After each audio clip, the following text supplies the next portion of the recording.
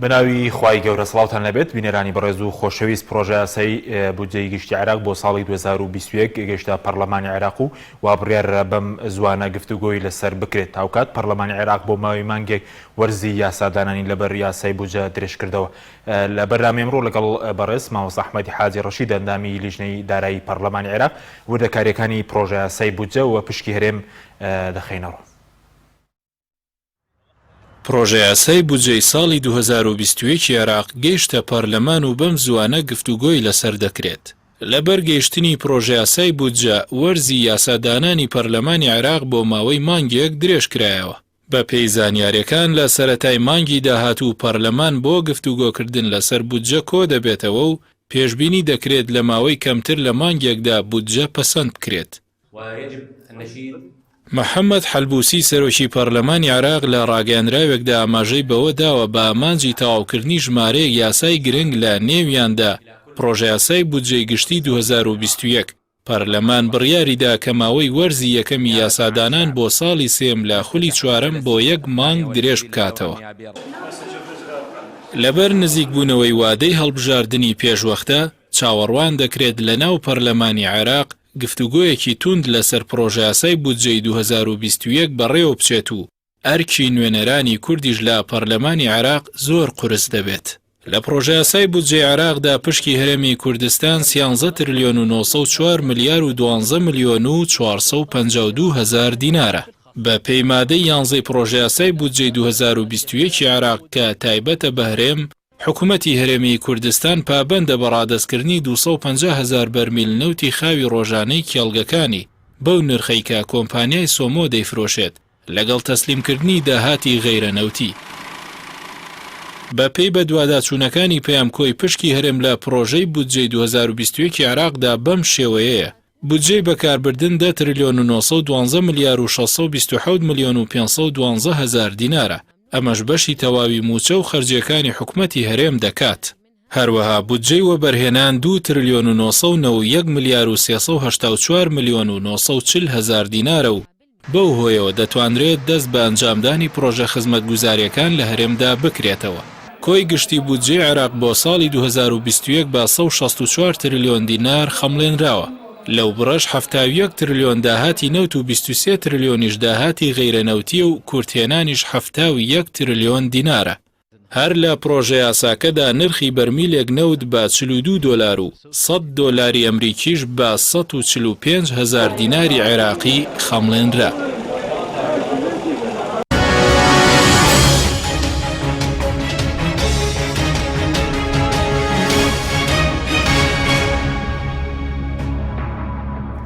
جارێکی تر سڵاوتان لەبێت بینەرانی بەڕێز مامۆستا ئەحمەد بەخێر بێت. سوپاس دەکەم کاک. ئەگەر سەرەتا لەوە دەست پێ بکەین ئەمڕۆ پرۆژە یاسای بودجە گەیشتۆتە پارلەمان. ڕێکارەکانی دوای ئەوە چی دەبێ پەرلەمان بە چەند پەسەندی دەکا؟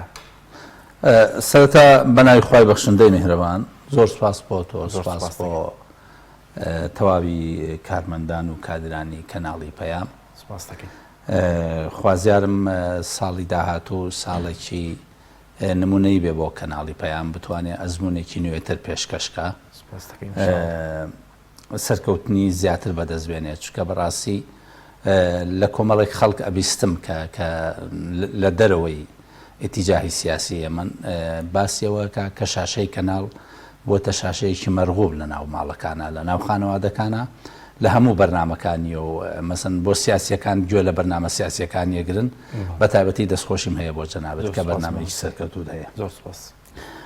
بۆ ئەوەی نەڵێن عێراق چین با لە ڕەخنە لە عێراق دەست پێ بکەین. باش. حکوومەتەکەی کازمی حکوومەتێکی فاشیلە. بەوەی نەیتوانیوە لە کاتی خۆیان بەپێی تەوقیتاتی زەمەنی موازنە بنێرێتە پەرلەمانەوە. لە ساڵی 2020 ئەو حکوومەتە نەیتوانیوە موازنە بنێرێتە پەرلەمانەوە بۆیە ساڵی 2020مان تێپەڕان بەبێ بوونی پرۆژە یاسای موازنە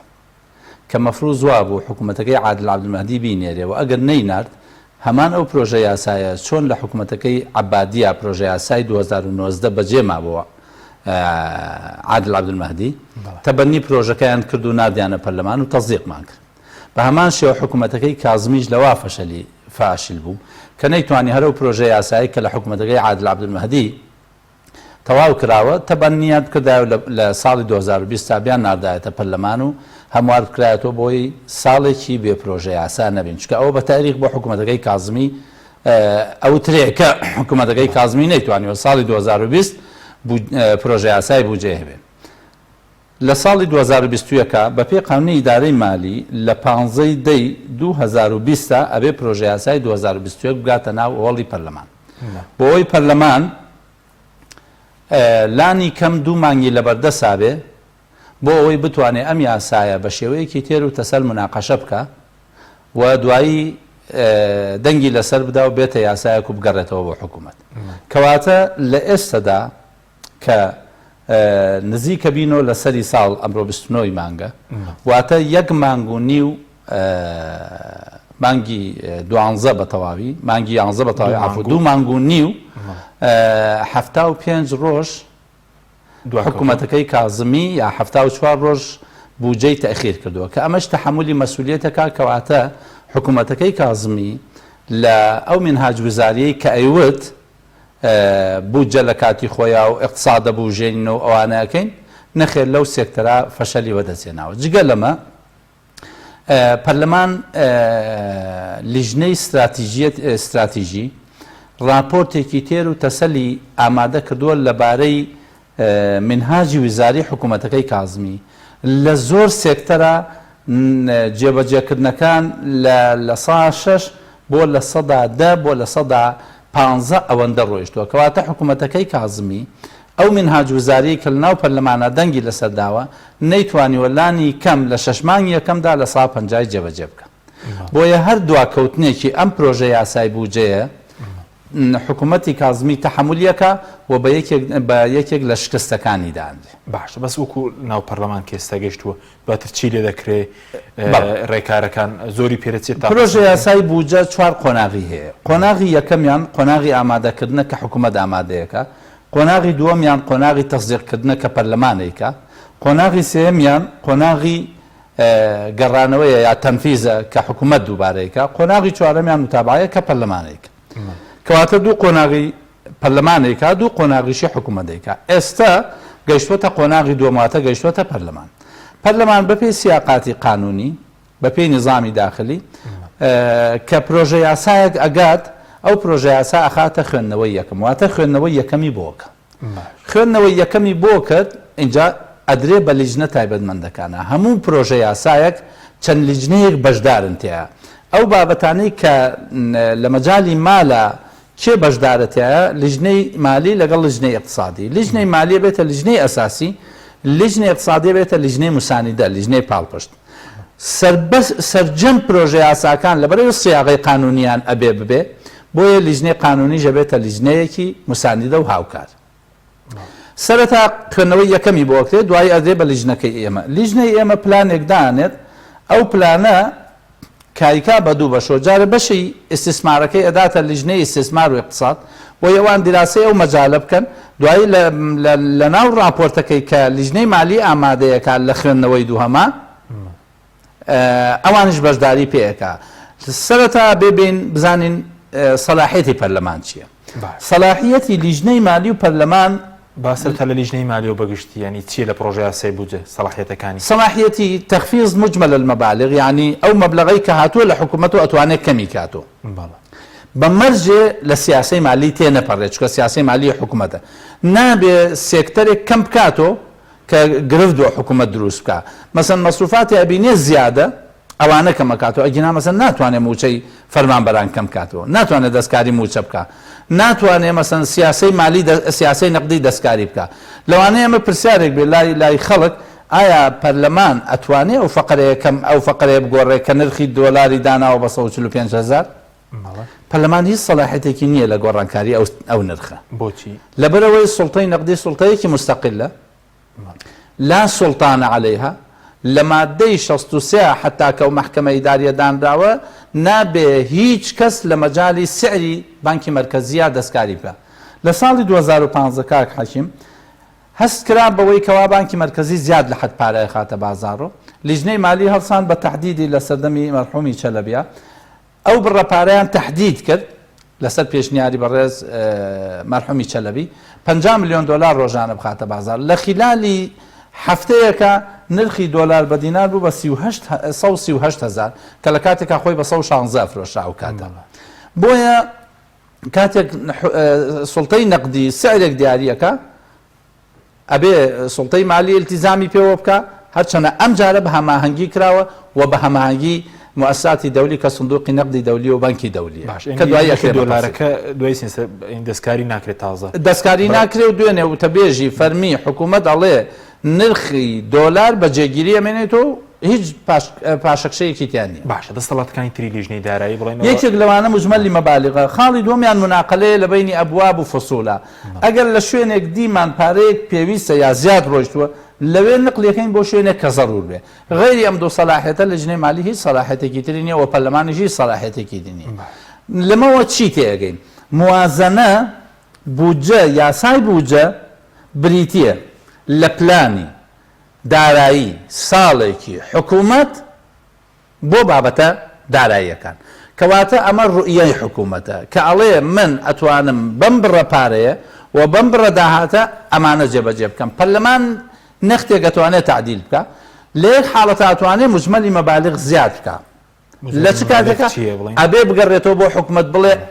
ئەو فەسڵەت بیر چووە کە پارەی بۆ تەرخان بکەی داوا لە حکوومەتەکە ئەگەر حکوومەت ڕەزامەندی دەربڕی لە زەرزیادکردنی ئەتوانێت زیادیکە ئەگەر ڕەزامەندی دەرنەبڕی پەرلەمان بۆی نییە دینارێک زیاد بکە باش لە هیچ سێکتەرێکە تەنها بۆی هەیە مجمەلی مەبالغ کەم بکە و بۆی هەیە مناقلە لە بینی ئەبواب و فسوولا بکە باش ئەی بودجەکە و خۆت کە خوێندوتەوە دەمێکە متابعی بودجەیەکی باشە 2021 شتی باشی تێدا یاخود خراپە بۆ عێراق و دوای دێنی سەر پشکێرم من لە ساڵی 2006 کاک حەکیمیان دراسەی بودجەی عێراقەکەم ئەو کاتەی کاندامی ئەنجومەنی پارێزگای سلێمانی بووم سەرۆکی لیژنەی ئابووری تا 2015 متابعەم کردووە لە ڕێگەی برای بەڕێزم مامۆسای بەڕێزمان مامۆستا شێخ فاتح هەموو نسخەیەک بە تایبەتی لەو ساڵانەی ئەخیرا هەموو موازنەیەکی وەرەگەر لەگەڵ جەنابی مامۆستا عەلی باپیرە یەکسەر بۆیان نادم بۆ ئەوی من راپۆرتێک بنووسم لەبارەی ئەو قەزیەوە بۆیە بە وردەکاری ئەوەی لە 2006 وتراوە لەسەر موازنەی عێراق و نووسراوە بە دۆکۆمنت هەیە لام دەسەکەوێت و خوێندومەتەوە و یا ئیطلاعم هەیە لە 2015 هەتاوەکو ئێستا کە 2020 کە ئەکاتە 6 ساڵ بەشداریم کردووە لە مناقەشاتی بودجە بە تەفسیری جاری وا هەبووە 35 ڕۆژ بە بەردەوامی لەناو مناقەشەی بودجە ماوینەتەوە تەقیمێک بۆ ئەم بودجەیە لە ڕووی شکلۆ و لە ڕووی ناوەرۆک لە ڕووی شکلۆ ئەوەندەی من بزانم لە 2006 تا 2019 کە بودجەکانم دیوە بێجگە 2014 کوڕاسەکەم هەیە یعنی ئیطلاعم هەیە لەسەر کوڕاسی بودجە بەڵام تەزدیق نەکراوە لە ڕووی شکلۆ باشترین بودجە تا ئێستا نێرا بێتە پەرلەمان ئەم بودجەیە بودجەی 2021 لە ڕووی شکلۆ بۆ ئەم بودجەیە هەم یەکەم ئەو نسخەی کە تەسریب کرابوو ڕسمی نەبوو 487 لاپەڕەیە ئەوەی کە بڵاو کراوە ئەوەی کە بڵاو ئەوەی ئێستا بۆمان هاتووە زیاتر لە 254 لاپەڕەیە پەڕێ عفو کەواتە بە تێر و تەسەلترین یەک مقارنەی بەسیط بکەین کاکاکی بودجەی هەرێمی کوردستان لە ساڵ 2007 تا ئەزانی چەند لاپەڕە بووە چەند لاپەڕە بوو تەنها 2 لاپەڕەیە 2 لاپەڕە لە سەردەمی بەڕێز دکتۆر بەرهەمە بودجە لە بودجەی حکوومەتی هەرێمە نەک لە پشکی عێراق بودجەی حکوومەتی هەرێم لە ساڵی 2007 تا 2 لاپەڕە بووە لە ساڵی 2008 تا کوڕاسەیەکە لە ساڵی 2009 سەردەمی سەرۆکایەتی حکوومەت لەلایەن بەڕێز دکتۆر بەرهەمەوە بووەتە 115 لاپەڕە 6 کوڕاسەیە کە ئەوە بودجەیەکە یعنی لە ڕووی شکلۆ یەکەم جار بووە بودجە ئابە شێوەیە و بەو دۆکۆمنتانە بێت لە 2010 بەدواوە تا 2012 بودجە هەبووە لە 2013 کاک حەکیم هەتا 2020 حکوومەتی هەرێم بودجەی نیەواتە 7 ساڵە پرۆژە یاسای بودجەی نییە ئەمە ئەوە ئەگەێنێ حکوومەتی هەرێم بە کابینەی پێش و ئەم کابینەیشۆ چۆن وتمان حکوومەتەکەی کازمی فاشل بووە با عادل بین لەوە حکوومەتی هەرێمیش لە کابینەی پێش و لەم کابینەیشە هەردوو کابینەکە فاشل فاشلین یا فاشلترن ینی لە ڕووی بووجەوە لە ڕووی بووجەوە هەردووکیان فاشلە حکوومەتی عێراق بەو هەموو ئیرهابەی کە هەیەی تەنها 1 ساڵ لە 2014 نەبووە و 2022 ساڵ حکوومەتی هەرێم هەر لەو ماوەیە 7 ساڵی ڕەبەق بوجەی نەبووە کەواتە هەر دینارێک کۆ کرابێتەوە و هەر دینارێک سەرف کرابێ بە مخالفە کراوە یعنی بەدر لە یاسە سەرف کراوە لەو قانونێک نەبێ بوجە غیتائی قانونی سەرفکردنی پارە و کۆکردنەوەی پارەیە ئەگەر ئەو غیتاء قانونیە نەبێ ئەوەی کە دانراوە بە مخالفە دانجێ باش بەس ئەوە لە ڕووی ناوەڕۆکەوتت لە ڕووی ناوەڕۆکە باشترین بوجەیە بۆ کاک حەکیم بەپی قانونی ئیدارەی مالی ئەبێ بوجە بێجگە لە تێکستە یاساییەکان راپۆرتی وەزارەتی پلانی لەگەڵابێت لەگەڵێتی راپۆرتی تیجارەی خارجی تابێت لەگەڵێتی راپۆرتی موازنەی نەقدی تابێت لەگەڵێتی ئەوە یەکەم جارمە من موازنەی نەقدیە بینم لە 2006 تاوەکو ئێستا موازنەی نەقدی چییە؟ موازنەی نەقدی ئێمە چەندێک نەقد پارە دێتە دەست عێراق و چەندێک سەرفەکەین ئەوە بانقی مرکزی ئامادەیەکە 6 راپۆرتی لە خۆی گرتووە مەسەن نسبەی غەلای معیشی نسبەی تەزەخۆم ئەموو ئەمانە بە تێر و تەسەلی هەرچی داتا و بەیانات هەیە لەناو ئەم بوجەیە هەیە کەواتە لە ڕووی شکلەوە باشترین بوجەیە تا ئێستا بەدەستمان گەشتووە بەڵام لە ڕووی ناوەڕۆکەوە یەکێکە لە بوجە خراپەکانی عێراق لەبەرچی هەموو دنیا ئەزانێ ئێستا اقتصادی عالم بەرەو ئینکماشە ڕوا بەرەو پاشەکشە باش مەفروض وا بوو ئەو مەبلەغانەی کە دانراوە بۆ بوجەکە لە ساڵەکانی تر زیاتر نەبووە زۆرترین بوجە کە لە کاتی 2012 هەبووە لە سەردەمی دکتۆر مالیکیە هەبووە 138 تریلیۆن دینار بووە کە ئەو کاتە پێوتێ بوجەیەکی ئینفیجاری سعری نەوت لە 110 دۆلار کەمتر نەبووە لە ئێستادا کە سعری نەوت لە 40 دۆلارایە ئەبوایە مەبلەغێک ئەگەر بەقەدەر ئەوە نەبێت کەمتر ئێستا 164 تریلیۆنە وە کورتێنانەکەی 71 تریلیۆنە بە پێچراوەیی ینی چی بە پێچراوەیی یعنی چی ئەو بڕەنەوتەی کە دانراوە بۆ عێراق بیفرۆشێ 3 ملیۆن و 250,000 کاتێک پارەکەی زەربەکەی ئەکاتە 71 ملیارد دۆلار ئەم 71 ملیارد دۆلار تا 80 ملیارد دۆلارەکە ئەم 80 ملیارد دۆلارە پارەکەی ئەکاتە چەند ئەگەر زەربی 190 کەی بە حسابەکەی جاران یاخود 145 کەی بە حسابەکەی ئێستا کەواتە هەر لە ئێستادا نزیکەی 25 تریلیۆن دیناری کەم کردووە لە جارە زیادی کردووە لە جاری پێ کەواتە ئەو 71 تریلیۆنە کە کورتێنانی کردووە 25 بکە لەسەر کورتێنانەکەی لە چاو بوجەی 2020 کە 81 تریلیۆن بوو بوجەکە کە هاتە لامان بەڵام دیسان حکوومەت گێڕایە ئێستا 96 تریلیۆن دینار کورتێنانی هەیە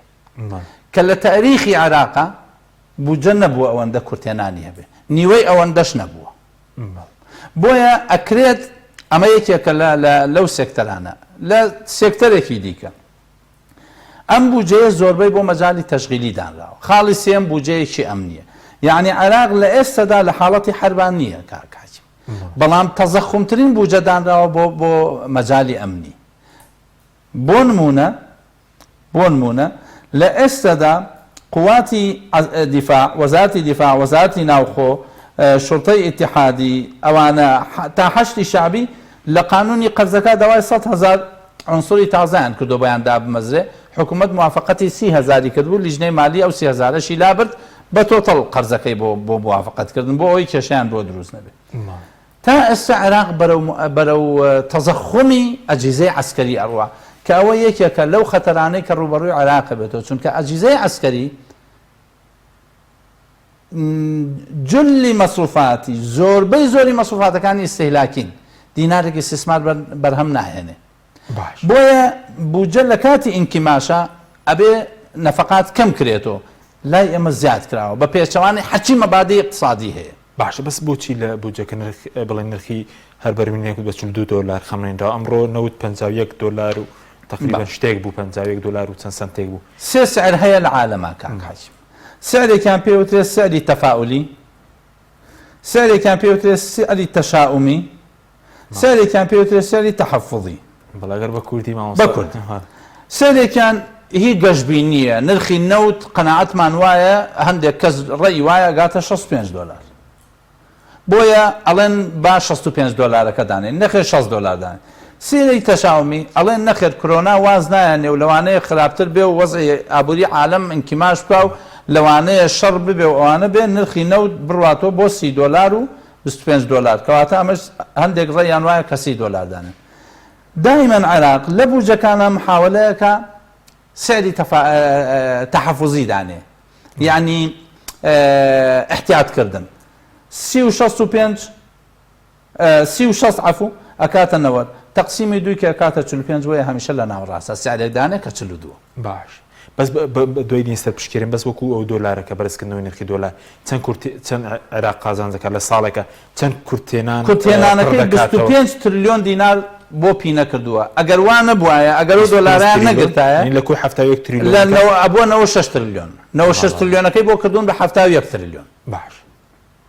سەبارەت بە پشکی هەرێم پشتی هەرێم چۆنە چەندەگەر تۆزێک و تەمان بە درێژایی هەموو یاسای موازنە لە 2006 تا ئێستا پشکی هەرێم لە مادەکانی 9 10 11 12 لەو 4 مادە تێناپەڕێ زۆربەی کات لە مادەی 10 و 11 باش لە مادەی 10 و 11 لە مادەی 10 التیزامەکانە لە مادەی 11 استحقاقەکانە لە مادەی 10 ئەڵێ حکوومەتی هەرێم طبعا نەسێکیان نردووە لای حکوومەتەوە نەسێکی ئەوەندە مەتاتیە ئەوەنە دژبەیەکە لە ئێوارەوە ئێمە مناقەشەمانە تەوفیق بکەین لە بینی ئەم نەسا نووسراوە حکوومەتی تلتزم حكومة إقليم كردستان بإرسال 250,000 برميل يوميا إلى من الخام المستخرج. الله حكومتي هرم روجانا عبيد 150,000 برميل لو تسليمك للريقي بسعر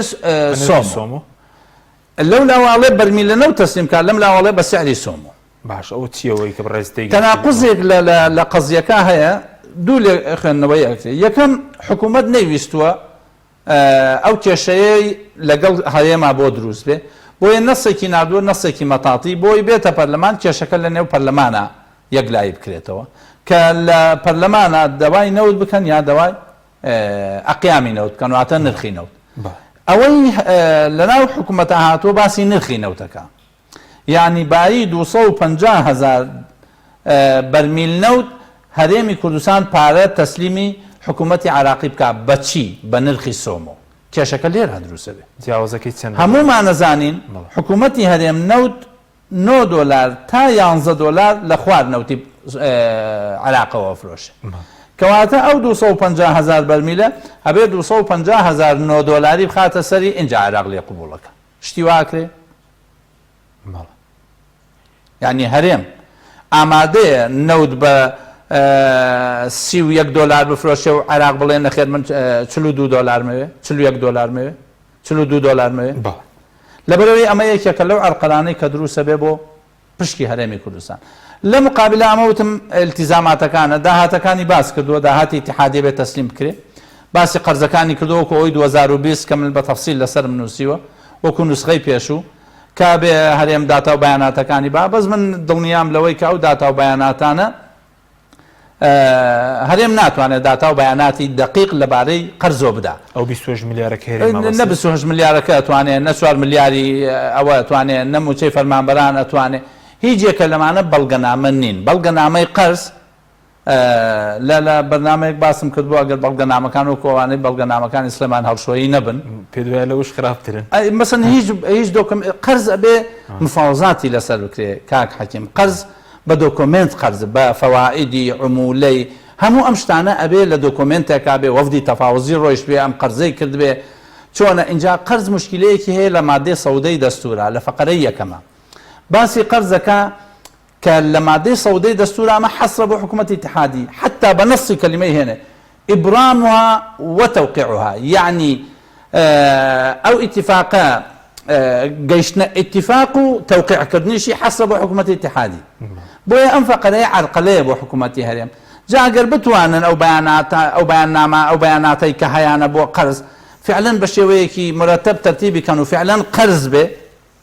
لە بانکێکی معتەبەر وەرگیرابێ لە جهەیەکی معتەبەر وەرگیرابێ لە دەوڵەتێک وەرگیرابێ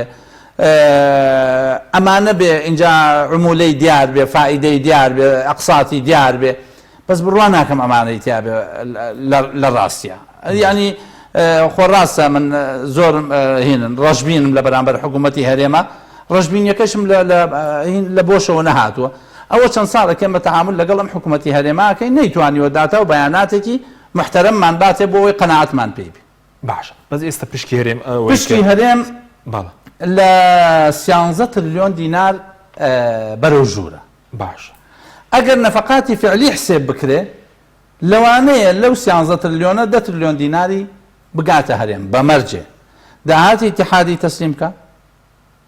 گومرگ و زەڵائب و ئەوانەی کە داهاتی اتحادی طبعا ئەوە قەزەیەکی زۆر حساسە کاک حەکیم کە ئەبێ زۆر وردینی بکەین طبعا ئەبێ لە تەفاوزە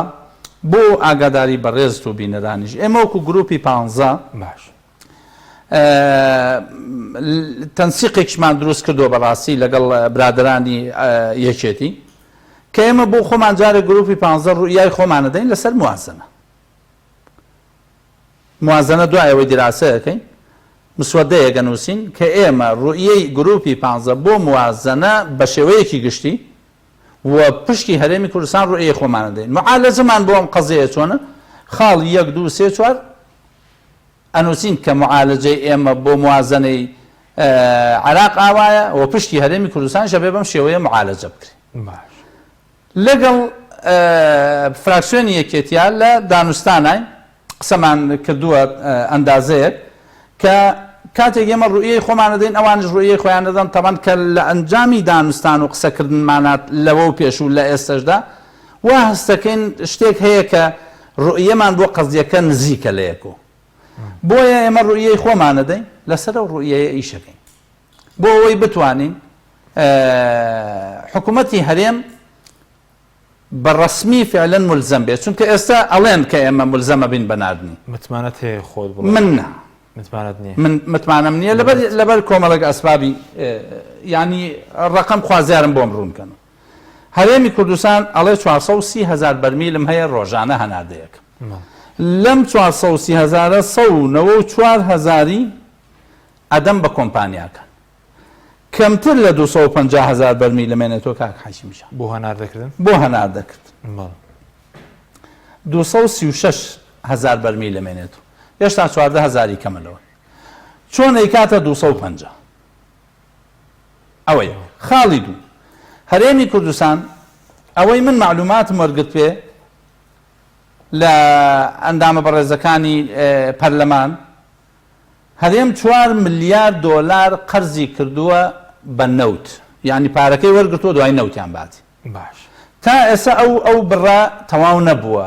دانەوەی قەرزی نەوتی تەواو نەبووە لە بری ئەو 4 وەریان گرتووە کە وەریان گرتووە ئەگەر لە کوێ وەریان گرتووە 4 ملیارەکە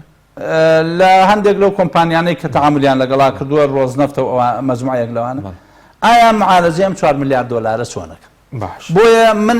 لە هەڵەنجان لە ئەم دوو فاکتەرەوە خاڵی سێهەم لەو تەجروبەی کە هەمانە لە 2015 حکوومەتی هەرێم باش ئیمزای کردووە نەگوعد ئیمزای کردووە کە نەوت تەسلیم کە مەسەن ئیتفاقەیەک بۆ لە 2015 لە 2019 ئیتفاقەیەکیان کردووە لە 2020 6 جار وعدیان داوە تا ئێستا بەرمیلێکیان تەسلیم نەکردووە ئایا لە 2020 کات تەسلیمیەکەن من تا ئێستا و متمانەیەم بۆ دروست نەبووە خوازیار من بە هەڵات چوبم و حکوومەتی هەرێم نەوتەکەی تەسلیم کە بۆ ئەوەی خەڵک و جەماوەری کوردستانیش لەم دڵڕاوکێنە ناوبڕێکمان هەیە بەس ینی تەناوەی کە وتیانە 236,000 هەیە بۆ هەناردەکردن مەسەن ئەوەی کە ئەوان بەپێی داپانیا بڕوا ینی مەسەن ئەوەی کە ئەوان سۆمۆ ئەڵێ هەرێمی کوردستان 430,000 بەرمیل هەناردەیەەکە باش ئەمانیش بە قسەی خۆیان ئاوا لەگەڵیان دانیشتوم ئەڵێن ئێمە 194 یا 196,000 بەرمیل کولفەی شەریکات ئەیدەینەوە ئەوەی کامێنێتەوە 236,000 بەرمیلە کاتە ناکاتە 250,000 بەرمیل ئەی لەکوێ هێنن نازانم با خۆیان جواب بن ناوبڕێک و دەگەڕین وڵات مامۆستا بەڵێ بینێرانی بەڕێز ناوبڕێک کورت و دەگەڕینەوە وڵاتان لەگەڵ مامێنەوە تۆپ ئارت تاکە بریکاری تۆڕی میدیایی کۆمەڵ بۆ بەرهەمهێنان و بڵاوکردنەوەی ڕێکلام بە باشترین کواڵەتی دەستمان پێکرد و وەک هەمیشە باشترین بەرهەم پێشکەش دەکەین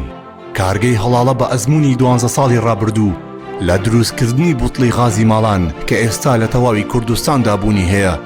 بەردەوامە لە خزمەتکردن و ئێستا هاوشێوەی کارەکەمان تەنکی غازی LPG بە هەموو قەبارەکانیەوە بە باشترین کواڵەتی و ستانداردی ئەوروپی لە ژێر چاودێری کواڵەتی کۆنترۆلی حکوومەتی هەرێم و کۆمپانیایەکی تایبەت بە چێککردنەوەی تانکەکان لە ڕووی کواڵەتی و دانانی ئەکسسواراتی ئیتاڵی بەردەوامە لە بەرهەمهێنان. ئێستا هاوڵاتیان و هاوردەکاران دەتوانن بێ دوودڵی تەمکی غازی هەڵاڵا بەکار بهێنن کە گرنتی سەداسەدی لەگەڵە بۆ ماوەی 10 ساڵ وەک هەمیشە لە هەرزانی نرخ و باشی کواڵەتیدا بێ ڕکابەرین. کۆمپانیای هەڵاڵا باشترین جۆر سەلامەتی هەمیشەیی.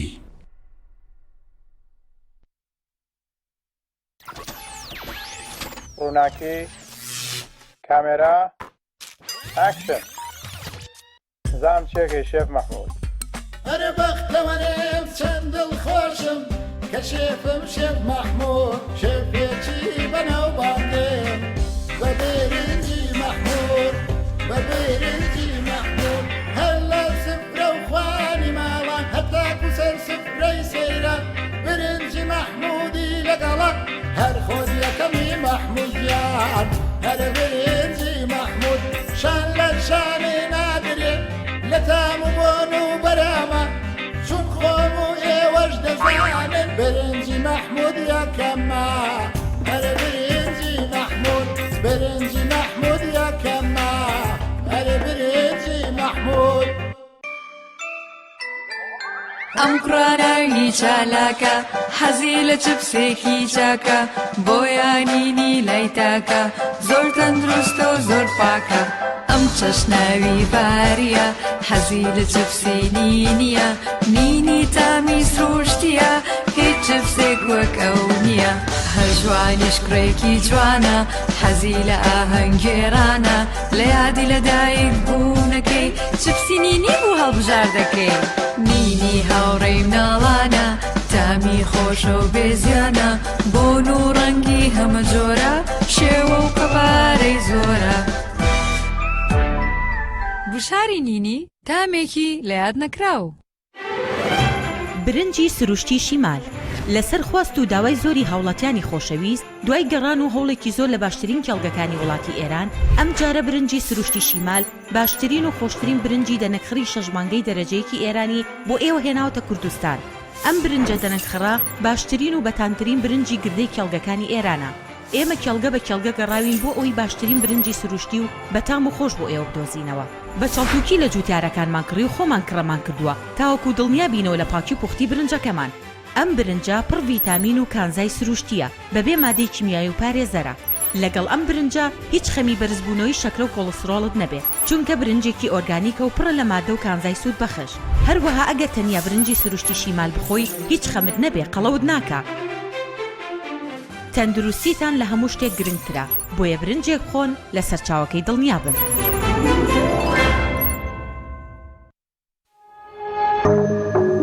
تۆپ ئارت تاکە بریکاری تۆڕی میدیایی کۆمەڵ بۆ بەرهەمهێنان و بڵاوکردنەوەی ڕێکلام.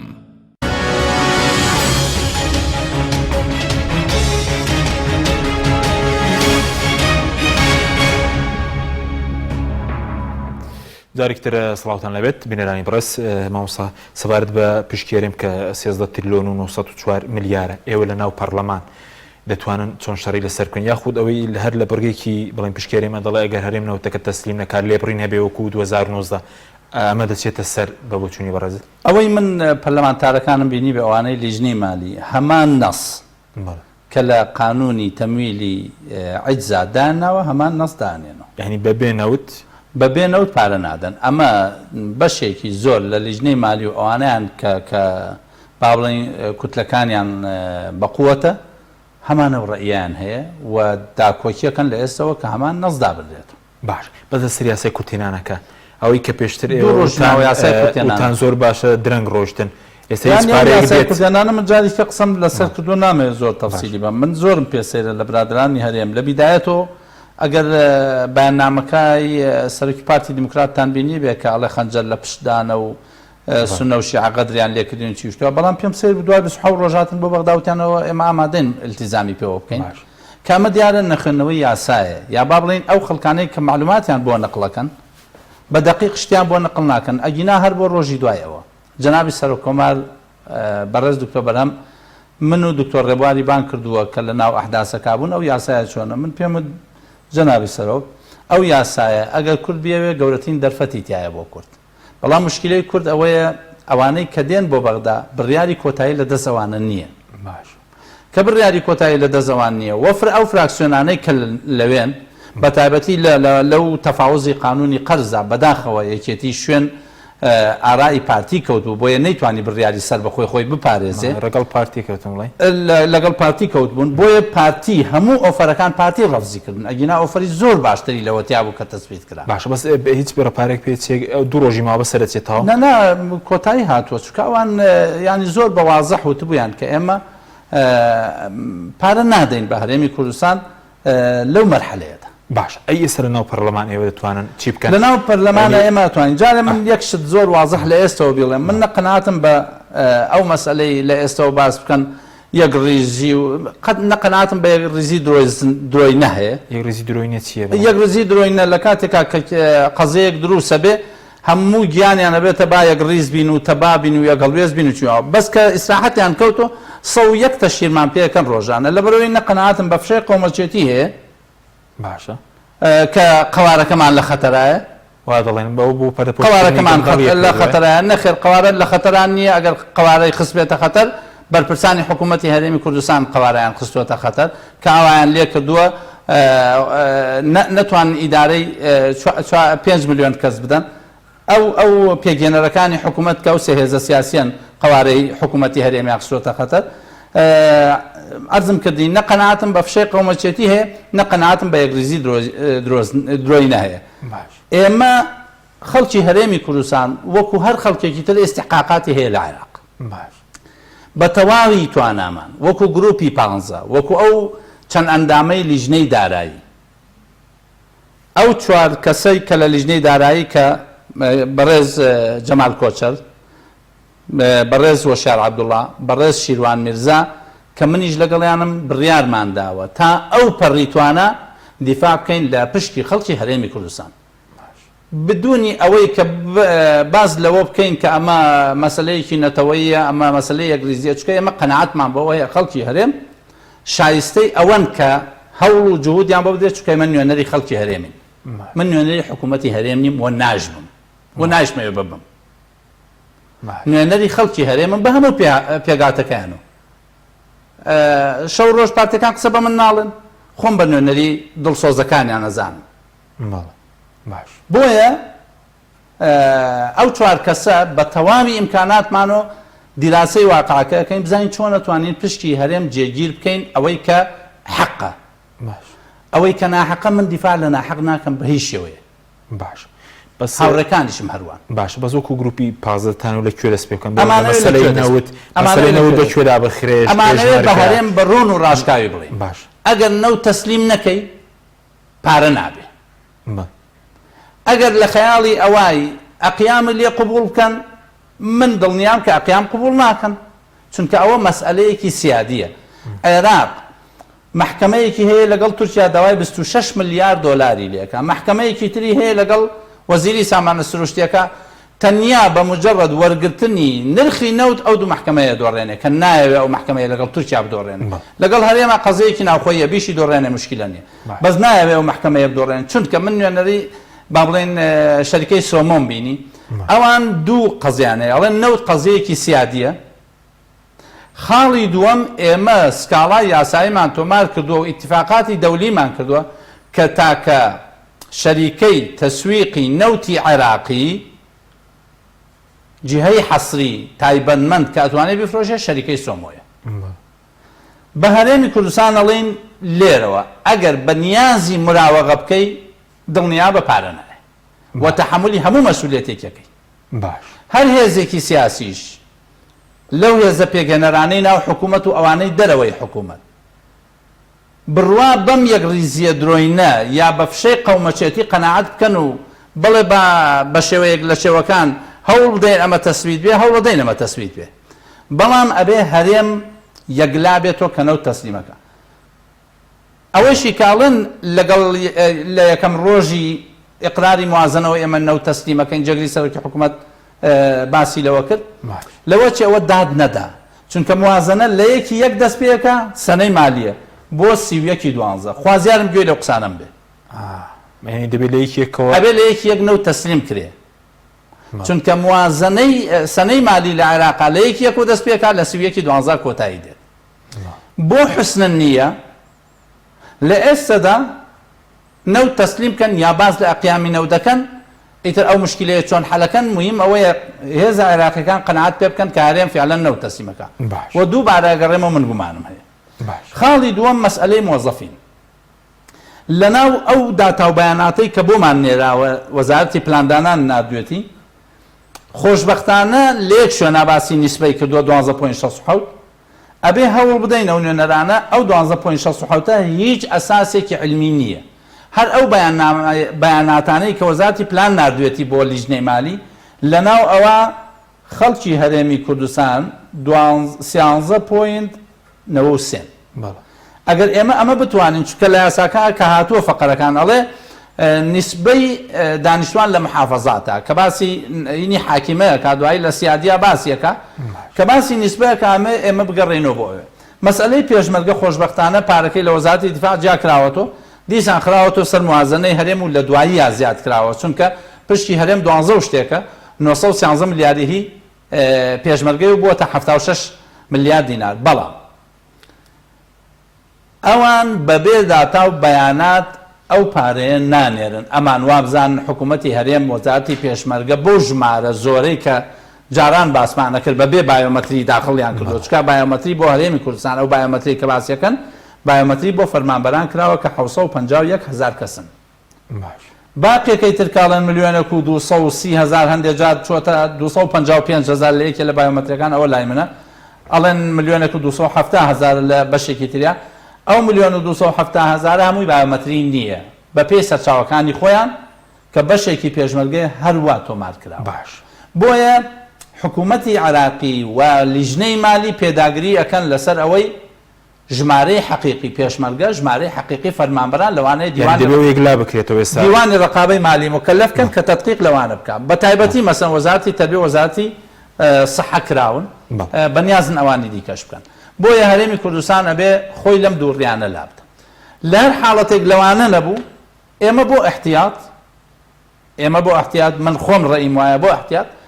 باز لەوە بکەین بتوانین فەقەرەیەک داخڵ بکەین ئەگەر حکوومەتی هەرێم نەوتی ڕادەست نەکرد ئەکرێ خەڵکی کوردستان هەروە بمێنن موچە خۆرەکانی هەروە بمێنن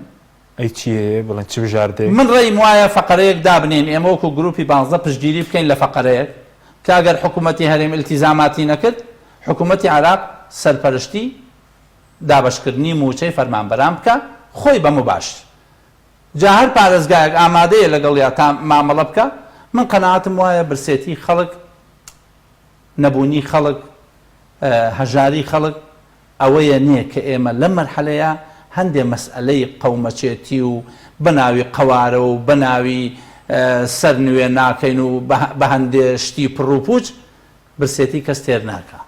عیلاجی نەخۆشی کەس ناکە پێداویستیەکان دابین ناکە ئەگەر نەکرا ئەگەر نەوتیان تەسلیم نەکرد داهاتیان تەسلیم نەکرد ئەگەروان ڕازی بوون بە داهات ئەوە ئەو سێ حیزبە تەحملی مەسئولیەتی ئەو خەڵکەکە زۆر وازەحتر بڵێم یەکێتی نیشتیمانی کە ئەم زۆنە بەناوی ئەوەیە تەحملی مەسئولیەتی ئەو خەڵکەکە کە ئەبێ لە ڕێگەی تیمەکەی لە ناو حکوومەتە لە ڕێگەی فراکسیۆنەکەی لە پەرلەمانی عراقا دوا هەوڵی خۆیان بدەن کە ئەگەر حکوومەتی هەرێم نەوتی ڕادەست نەکەن ئەوان فریای خەڵکی ئەو خەڵکە بکەون لەم ناوچەیە باش لەوە زیاتر ناو باشە بەس خەڵکی کاتم زۆر کەم بەس خەڵک دەڵێ بەس هەر گروپی 15 هەیە تا ڕۆژنامە نووسێکی نووسی هەر ئەو گروپە دەبینم خەڵکی تر لە بەغداد نیە نوێنەرانی کورد ڕاستەکەی کاک حەکیم ئێمە ینی یەکێک لەو چاکانەی گروپی 15 کە توانیوێتی ئیش بکە ڕاستە هەندێکمان حیزبی سیاسیمان نییە بۆ نمونە کوتلەی مستەقبل هێزێکی سیاسیان نییە سربەخۆکان نیانە برایانمان لە فراکسیۆنی گۆڕان لەوێ لەبەرەوەی هەڵوێستیان جیاواز بوو لەگەڵ هەڵوێستی گۆڕان لەسەر مەسائلی حکوومەت بڕیاری سربەخۆیان ئێستا هەیە ئێمەش ئەو دوو حیزبی کە حیزبمان هەیە وەکو کۆمەڵ و یەکگرتو هێزەکانمان جۆرێک لە سەرپشتکردن سەرپشتیان کردوین بەرژەوەندی خەڵک چیەوە بکەن بەرژەوەندی خەڵک لەکوێ بوو ئێوە لەگەڵ ئەوە بن بۆیە توانیومانە فعلا بڕیاری خۆمان بدەین بەڵام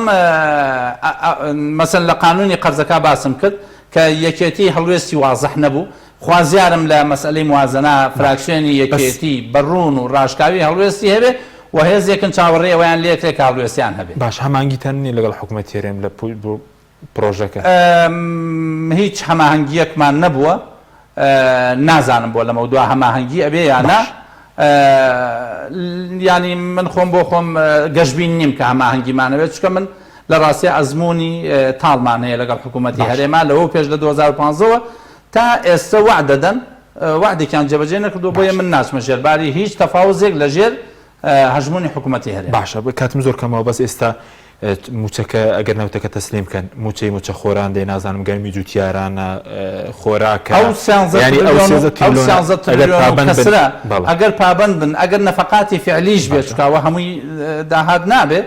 نەفقاتی فعلیش بێت لانی کەم 10 تریلیۆن دینار 8 تریلیۆن دینار ئەگاتە هەرێمی کوردستان کە لانی کەم موچە لەگەڵ گەرمی جوتیاران لەگەڵ پیتاکی خۆراک لەگەڵ دەرمان لەگەڵ ئەمانە هەمووی ئەگاتە هەرێمی کوردستان بۆیە ئەو سێ حیزبە پێگێنەرە تحملی مەسئولیەتی تاک بە تاکی خەڵکی هەرێمی کوردستانە باشە وەکو نرخی دۆلارەکە پرسیارملێکی بەسەر بەرەزێکیان پرسیارکە دەڵێ بەرز نابێتەوە جارێکی دەڵێ بۆ پێشتر هۆشداری دابوو زۆر بە کورتی بێسپاس بۆ پێشتر هۆشداریم داوە یان نەمداوە هۆشداری داوە ینی بەڵێ ئەوانەی کە ئەڵێن هۆشداری نەداوە بڕۆن لە سەوزە فرۆشەکەی دراوسێمان بپرسن 6 مانگ پێش دەستەوتومە چی پارەوەیە بیکە بە دۆلار لە پۆستێکە لە نۆی یەک مجموعە پۆستم نووسی و باسم کردووە لە 15 نۆ بە صحیحی وتومە بە سەریحی لە پێشەوەی بڕیارەکە دەرچەوتومە مەحافزی بانکی مرکزی لە ناو لیژنەی مالیە ئەڵێ سعری دۆلارەکەین بەوەنە سێ سیناریۆم باس کردووە تازەش دەستکاری ناکرێتەوە سندوقی نەقدی دەولی پێشنیاری کردووە بانکی دەولی حکوومەتی عێراق لەبەرەوەی ئەم حکوومەتی عێراق ئەگەر لەوە ئینکا 96 تریلیۆن کوردێنانی بێت دەستکاریش ناکرێتەوە 125 ئەوەی کە ئەوانە ئەڵێن دەستکاری ناکردو من نابم بە نوێنەری حکوومەت چکە من بە تەبیعەت معارزم لێرە معارزەی حکوومەتی هەرێمەم لێوەش معارزەی حکوومەتی عێراق کوتی دوا پرسە سەبارەتەوەی کە کۆمەڵێک تەشیر بەیەوە دەکرێت لە میدیاوە زۆر جار وەکو تیرۆریستیش دەناسێنرێنەوە ینی ئەو ئاخر ڤیدیۆ کە بینیم بەڕاستی وتم تۆ بڵێەوە باسی کێ بکەن ئەوە فعلەن باسی ئەحمەی حاجی ڕەشیە چکە ئەوانەی من نەناسن لەو مەنتقەیە ئەزانن من کێم من قەناعەتم وایە تەشهیر ناوزڕاندن حتا تەسویە جەسەدی کە تەهدیدات وشتیوە بۆ گروپی 15 بە تایبەتی هەنێکمان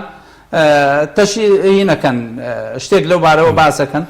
بریتە لە ئیفلاسی سیاسی هەر هێزێکی سیاسی نەتوانێت دانوستان و حیواری دیموکراسی و ئازادانە بکە ئەو هێزە مفلیسە سیاسیەن ئەخلاقیەن کۆمەڵایەتیەن باشە پاشەکشێژ ناکەنەوە لە کیانی ئێمە پاشەکشێن نەبووە من 9 ساڵندامی ئەنجومەنی پارێزگای سلێمانی بووم 6 ساڵە لە پەرلەمانی عێراقم تا ئێستا پاشەکشەم نەکردەوە دڵنیابن پاشەکشەی لێ ناکەم لەوەی تا من ئەندام پەرلەمان و نوێنەری خەڵک بم چونکە 35,000 کەس ئەم جارە جاری پێشوو 25,000 کەس و 429,000 کەس دەنگیان داومەتێ لە ئاست ئەو متمانەیە نایدۆڕێنم کە ئێستا خەڵکێکی تر کردومێتێ نوێنەری خۆی داکۆکی لە مافەکانی بکەم بۆی پاشەکشە ناکەم تا ئەو کاتەی من پەرلەمانتار بووم پەرلەمانتاریش نەبووم یەم لە ماڵەکەی خۆم بۆ خۆم دانیشتم کەسیش تەکلیفێکم لێ ناکات چونکە وا دەنگیان داومەتێ کە دیفاع لە بەرژەوەندەکانیان بکەم ئەوەشی تەشهیرەکە دووبارەیەکەمەوە ئەوەی تەشهیرەکە ناو زڵاندنەکە پەنا ئەباتە بەر تیرۆری سیاسی بەر تیرۆری جەستەی حیزبێکە سیاسیان فەشەلی هێناوە ئەخلاقیان فەشەلی هێناوە کۆمەڵایەتیان فەشەلی هێناوە دەولیەن منبوس بووە یعنی چوەتە چوارچێوەیەک و زاویەک خوازیارم لە کۆڵ هەرێمی کوردستان بێتەوە بەس گەندەڵیش ڕایگرتووە دووشت ڕایگرتووە دەسەڵاتێکی پۆلیسی لە هەچ کەس چەیەکە یخاتە کونجی زیندان و کەس نایبینێ و بە پارە خەڵکێکی کڕیوە یعنی بە چاوترساندن و با خەڵپڕکردن کاوەش بە کەڵکی نەحمەی حاج ڕەشید نە گروپی 15 بەڵێ سپاس دەکەم زۆر سپاس بۆ وەرز مام زەحمەتی حاج ڕەشید کە لەم بەرامی لەگەڵ مام سپاس دەکەم سپاس بۆ بینێرانی ڕۆژ سپاس بۆ هاوکارانم خواتان لەگەڵ